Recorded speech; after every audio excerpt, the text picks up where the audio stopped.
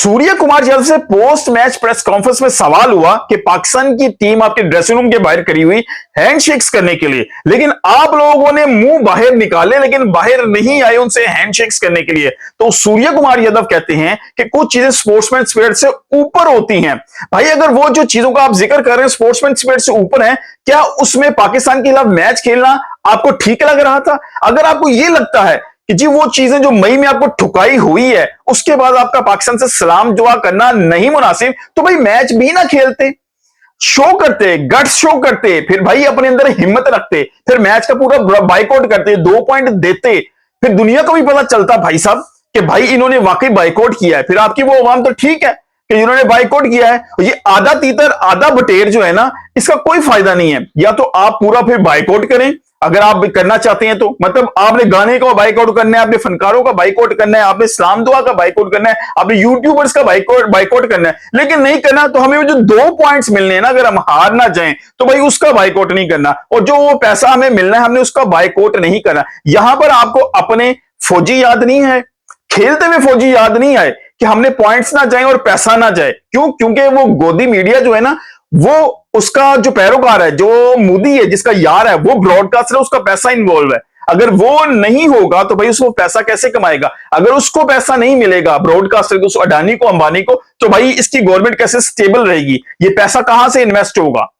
समझ हमें भी है, हम अगर बोलेंगे तो बड़ी दूर तक बात जाएगी। आपके मुल्क के अंदर बैठे हुए तजिया निगार कहते हैं कि जो पहलगाम में हमला हुआ वो भाई इंडिया ने खुद प्लांटेड किया। ये कैसे पॉसिबल है कि 2, 2.5, 3 किलोमीटर लोग अंदर आ जाएं और वो भी असले के साथ आए और कार्रवाई करके चले जाएं? मतलब यार तुम लोगों की फौज सोई हुई है? मतलब इतने लोग अंदर आए, चलो कार्रवाई हो गई, फिर 2, 2.5 किलोमीटर का सफर करके बाहर कैसे चले गए वो? मतलब तुम लोगों को इतनी अक्ल नहीं है कि ये सवाल आप अपनी मीडिया से, अपनी आवाम जो है वो अपनी गवर्नमेंट से पूछ सके, अपनी फौज से पूछ सके। मई में तो आप लोगों की अच्छी खासी ठुकाई हुई, वो तुम लोग नहीं मानने को तैयार।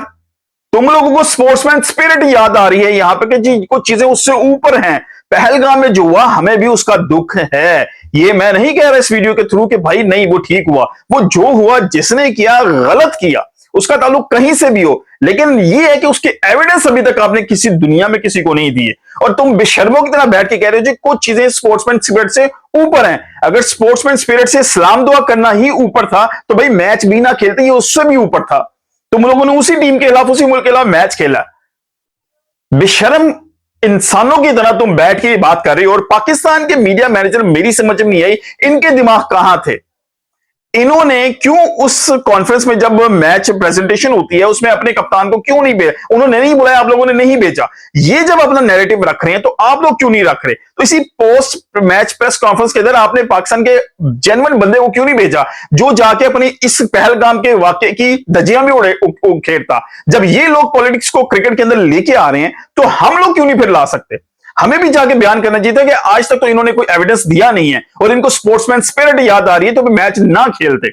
स्पोर्ट्समैन स्पिरिट जो है ना वो पूरी निभाते, फिर बाइकआउट करते पाकिस्तान का। लेकिन इतने गट्स नहीं है। क्यों? क्योंकि वो मोदी का ये जो यार है ना, वो पैसा उसका लगा हुआ है और उसको जो टीका अमेरिका में लगा हुआ है ना, वो यहां पे भी लगना था। इस वजह से उसको कवर करने के लिए इंडियन टीम को इस मोदी ने भेजा। और इनके पास, बीजेपी और मोदी के पास, पाकिस्तान और इस्लाम के अलावा कोई तीसरा मुद्दा नहीं है जिसके ऊपर इनकी सियासत और इनकी गवर्नमेंट खड़ी है।